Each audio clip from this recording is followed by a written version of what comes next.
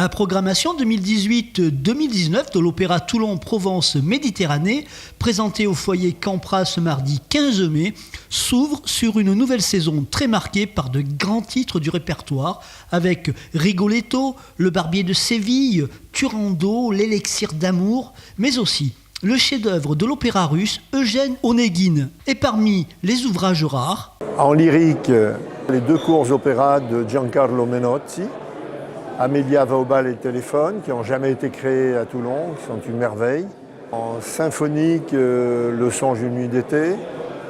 Et en danse, Pietra Gala. Mais il y a d'autres moments. Il y aura un grand moment avec le Requiem de Mozart, où il va y avoir 120 choristes sur scène, c'est-à-dire nos artistes des chœurs professionnels qui vont encadrer les meilleurs amateurs que nous aurons choisis de la région. Afin de favoriser l'accès de tous les publics à la culture, une programmation diversifiée est encouragée. Il y a toujours quelque chose à l'opéra pour tous les goûts. Nous ne sommes pas monothématiques. Nous avons des concerts, nous avons des opéras, nous avons du moderne, nous avons du classique, nous avons de l'ancien, nous avons de la danse. Il y a des films muets qui sont accompagnés par l'orchestre.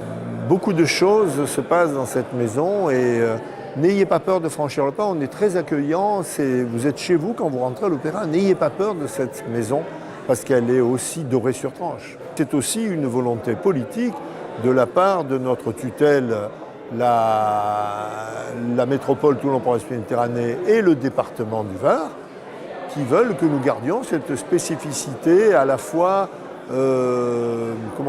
plus cossue et populaire. Voilà. Tournons-nous vers le président de l'association Opéra Venir pour connaître son avis sur la saison qui s'annonce. Cette programmation qui est magnifique avec de très grandes voix, des artistes qui chantent d'ailleurs dans les autres grandes maisons lyriques, je trouve qu'elle est très bien organisée, très stable et particulièrement tournée vers le public. Alors il y a des très grands classiques comme Le Barbier de Séville. Il y a également des œuvres moins connues comme Eugène Onéguine ou des incursions de la musique de notre temps. Mais d'une façon générale, elle est très attractive et elle commence avec une œuvre magnifique qui est Rigoletto, que tout le monde connaît, l'air du conte La Donna è mobile. Je pense que ce sera un très grand succès. Mais si vous permettez, je voudrais ajouter qu'il y a un effort qui est fait depuis de nombreuses années pour attirer les jeunes, le jeune public, pour donner une idée nouvelle de la musique d'opéra qui peut être considérée un peu comme réservée à une élite. Pas du tout. L'opéra est une forme d'expression populaire également, avec une tarification très attractive. Nous pensons avec cette association Opéra Venir que le meilleur rempart à la barbarie, c'est encore la culture. Le partage de la culture, l'éducation et un certain sens du sacré, du dépassement de soi qu'offre l'opéra, surtout lorsqu'il est défendu dans des lieux aussi merveilleux, mythiques que l'Opéra de Toulon ou les grands opéras de la région également.